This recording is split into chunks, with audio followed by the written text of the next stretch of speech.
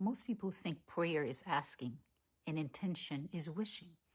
But neurologically, intention is focus. It tells the brain what matters and what to organize around.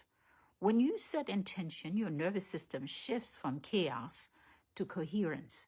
Prayer works differently. Spiritually, prayer is alignment. It's not forcing outcome. It's surrendering control and reconnecting